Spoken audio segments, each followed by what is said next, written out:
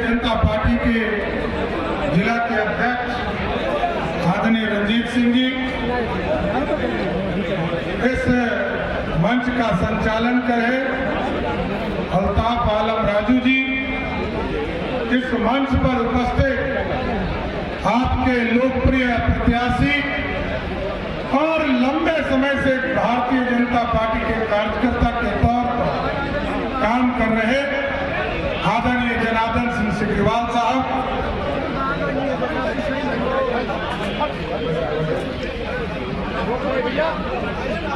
इस मंच पर उपस्थित भारतीय जनता पार्टी के पूर्व के प्रदेश अध्यक्ष और बिहार सरकार के लोकप्रिय स्वास्थ्य और कृषि मंत्री आदरणीय मंगल पांडे जी, बिहार सरकार की लोकप्रिय मंत्री आदरणीय लेसी सिंह जी, और अभी हम लोगों के साथ एक मजबूत साथी जुड़े हैं, कांग्रेस पार्टी के पूर्व अध्यक्ष और लंबे समय से बिहार की राजनीति में अपना योगदान दे रहे आदरणीय अनिल शर्मा जी, हम लोगों के गार्जियन और आपके इलाके के चहेते नेता आदरणीय हम लोगों के नेता आदरणीय महाचंद्र सिंह जी, इस पर यहाँ पर इस मंच पर बैठे हुए हमारे पार्टी के नेता, पार्टी के मुख्य सचेतक और लोकप्रिय विधायक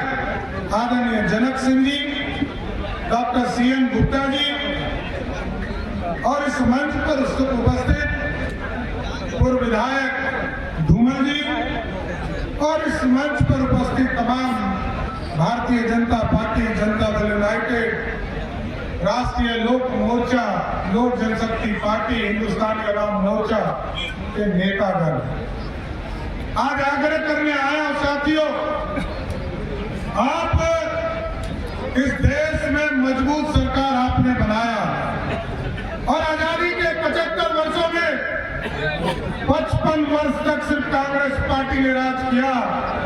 कांग्रेस ने क्या किया साथियों, वो आपसे छुपा हुआ नहीं है।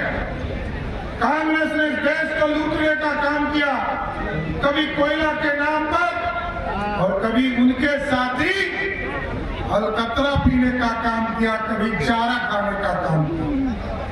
लेकिन साथियों, आज लगभग 10 वर्षों से आपके नेतृत्व में आपने आशीर्वाद दिया, जनार्दन सिंह सिग्रीवाल जी यहाँ से जीत के गए 2014 में और देश के यशस्वी प्रधानमंत्री नरेंद्र मोदी बनने का काम किया। और साथियों, हमने देखा ये विकसित भारत जो हमारे नरेंद्र मोदी जी ने संकल्प लिया, आज तक लोग कोई सोच नहीं सकता था कि भारत श्रेष्ठ होगा। भारत की ताकत इतनी गूंजे गई, लोग ये कहते थे कि भारत तो चौथे दुनिया का वर्ल्ड है, भारत में तो कुछ हो ही नहीं सकता है। कोरोना जैसे महामारी में भी आपने देखा पूरे दुनिया की आर्थिक स्थिति खराब हुआ, लेकिन भारत बढ़ रहा है। भारत की जीडीपी आज जापान और अमेरिका से अधिक बढ़ने का काम कर रहा है। ये भारत है साथियों।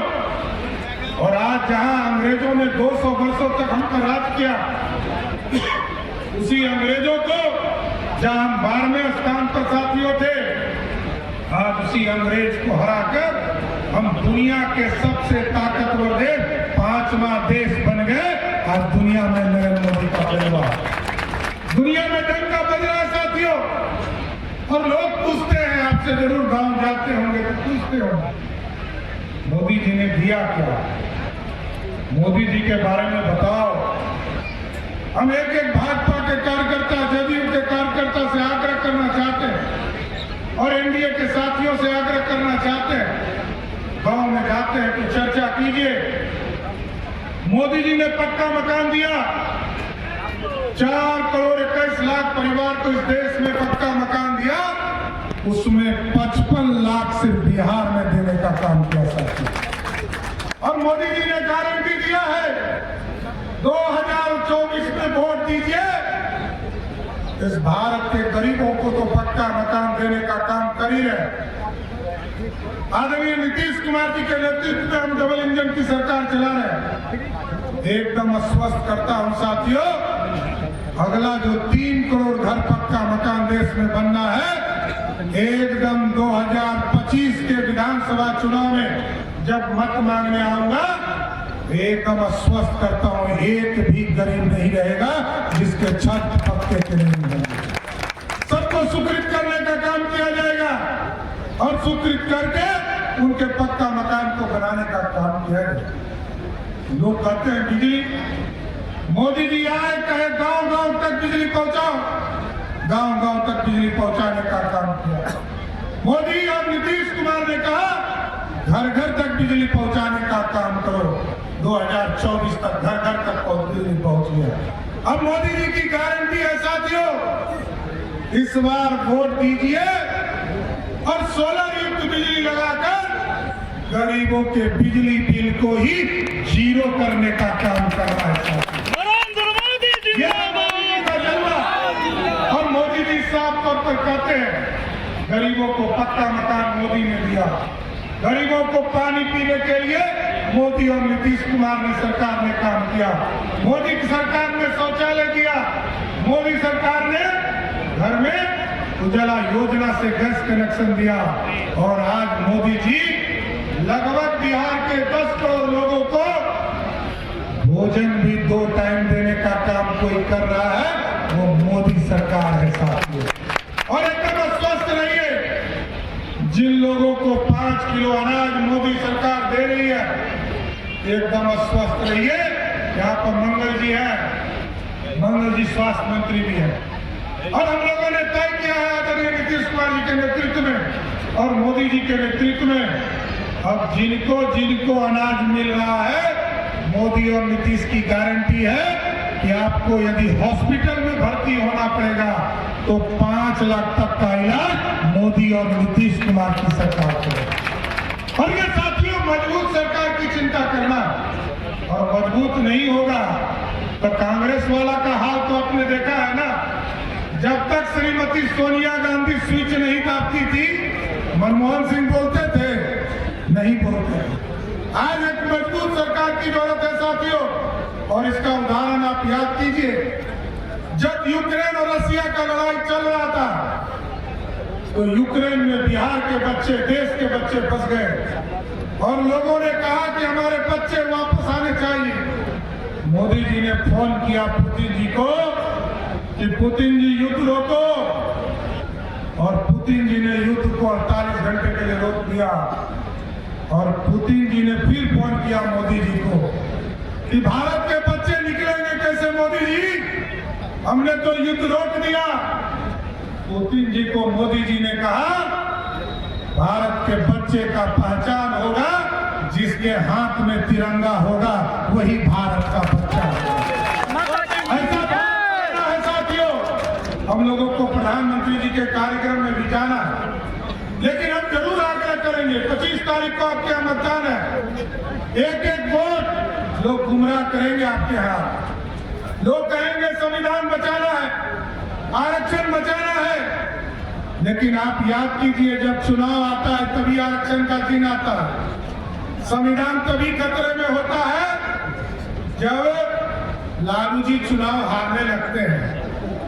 और लालू जी का आरक्षण भी फॉर्मूला समझ लीजिए, 1990 से लेकर 2005 तक इस देश में किसी को आरक्षण बिहार में लालू जी ने नहीं दिया, लेकिन आदरणीय नीतीश कुमार जी और आदरणीय सुशील मोदी के नेतृत्व में जब 2005 में सरकार बनी साथियों, तो 50% महिलाओं को आरक्षण किसी ने दिया तो वो एनडीए की सरकार थी।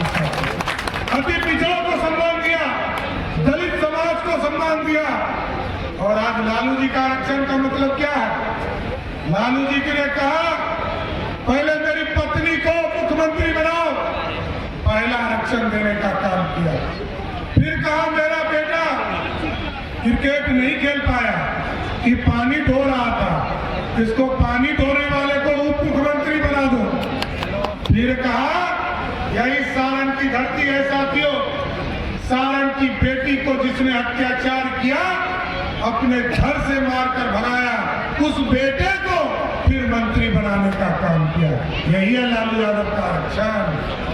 फिर कहा कि मेरी 2 बेटी राजनीति करेगी, एक बेटी जब लोकसभा हार गई तो उसको राज्यसभा में भेजकर एमपी बना दिया और आजकल एक टूरिस्ट बेटी आई है।